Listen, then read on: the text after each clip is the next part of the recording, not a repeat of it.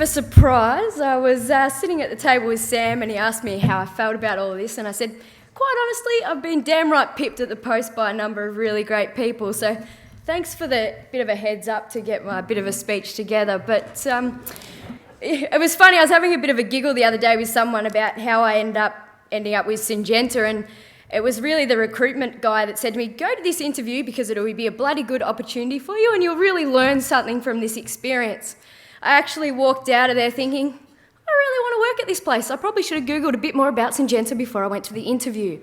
But obviously Dave Van Ryswyk saw a little bit in me more than I did, and I was given the opportunity to join the customer service team.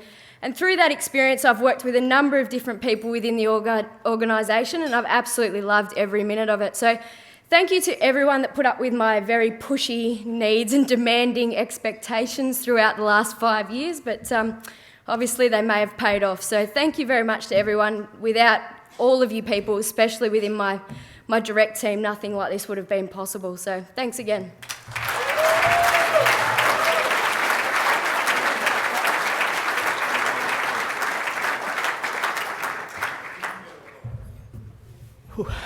Take a breath. How do I follow that? Thanks, Sam. Yeah, I guess we've heard it time and time again over the last few days, but I know the Greg Boleyn Award is an individual award, but individual awards don't happen without a fantastic team behind the individual. So I guess there's a few people I need to thank, and I hate trying to single people out because I always forget somebody, but obviously, we've got to start with the West Australian team, ably led by Steady, done a fantastic job over the years, and continues to fly the flag for us Westerners. We tend to get forgotten over the West a bit, but Steady's always there flying the flag for us, clocking up the frequent flyer points. Obviously, Skell, mate, your efforts are just never-ending. You tend to ground all of us. You steer the ship all the time, and yeah, it's this award really goes down to largely to Skell and his guidance, his coaching, and his efforts through the whole sales team, and obviously the other TSMs in WA as well, Terry Alderdice, Owen Langley, who's recently joined us. He just clicked up his first 12 months. And of course, Malcolm Jones, who plugs away there all on his own doing the Hort role, but continues to kick a lot of goals very quietly in the background. So obviously we've got, I guess, the support from, first and foremost, the customer service. I guess over the last 12 months, it started off with Beck. Thanks, Beck. And now, of course, Priscilla. You both do absolutely magnificent job. I'm on the phone to you every bloody day of the week, and I think as Grayson said the other day, my problems are always bigger than someone else's problems, and I always expect you to fix my problem first. And generally you do. So thanks, guys. Absolutely awesome effort. The supply guys, I'm on the phone to poor old Paul regularly as well. Paul Gerard, he's I think he's taken me out of his mobile phone list now. He doesn't want to pick up the phone when I ring.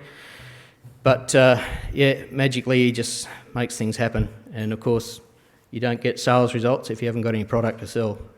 So to the whole supply team. And of course, everybody else behind the scenes as well.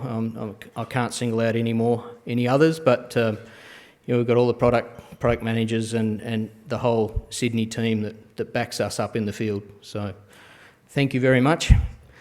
Of course, I knew I'd forget someone. Obviously, Ben is also a huge asset to our business since he's come on board in the last 18 months. Ben Parkin, he's a Solutions Development Manager, but Solutions Development Lead in WA, but he is a huge support for us as well and a huge resource. So good on you, Ben. Thanks very much, mate. Almost enough from me, but I guess I also wanted to touch on Greg Boleyn. I was really fortunate enough to know the guy before he sadly passed, and I was also fortunate enough to do a study tour of New Zealand back in 2009. One of my resellers wanted to take 32 farmers and their wives to New Zealand. You can imagine herding that lot. But